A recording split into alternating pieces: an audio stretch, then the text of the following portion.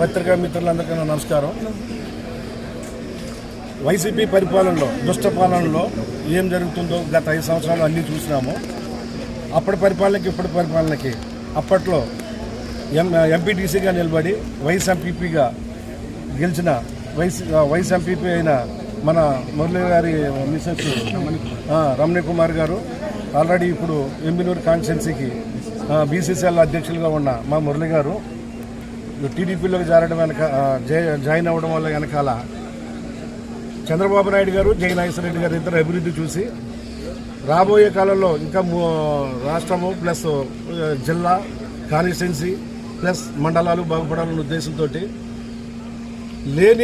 లేని జాయినింగ్లు, అంటే నకిలీ జాయినింగ్లు వాళ్ళు పెడుతుంటే ఒరిజినల్ జాయినింగ్లు ఉన్న పదవులకి రిజైన్ చేసి ఛాలెంజ్ చేసి బయటకు వచ్చినారు. వాళ్ళు నకిలీ జాయినింగ్లు చేసుకుని టీడీపీ వాళ్ళనే, వైసీపీ వాళ్ళనే మళ్ళీ వైసీపీలో జాయిన్ చేసుకుంటూ మా మండలంలో మా ఊర్లో ఇంతమంది జాయిన్ అయినారు, ఈ ఊర్లో ఇంతమంది జాయిన్ అయినారని ఫేక్ ప్రచారం చేసుకుంటూ మళ్ళీ కొత్తగా ఈరోజు నకిలీ మద్యం ఏమో వైసీపీ పరిపాలన జరిగిన నకిలీ మద్యాన్ని తెలుగుదేశం పార్టీకి చుట్టి ఫేక్ నకిలీ ధర్నాన్ని పెట్టినారు. ఈరోజు అట్రఫ్లాప్ అయింది అది. ఈరోజు చూడండి, పార్టీని నమ్మి పార్టీ కోసం వచ్చిన వాళ్ళు వెనకాల నిజమైన కార్యకర్తలు ఎంత జనం ఉన్నారో చూడండి. దీంట్లో 10% కూడా ఆ డబ్బులు పెట్టి చేపిస్తున్న ప్రోగ్రాంలు లేరు. ఇది తెలుగుదేశం పార్టీ నిబద్ధత.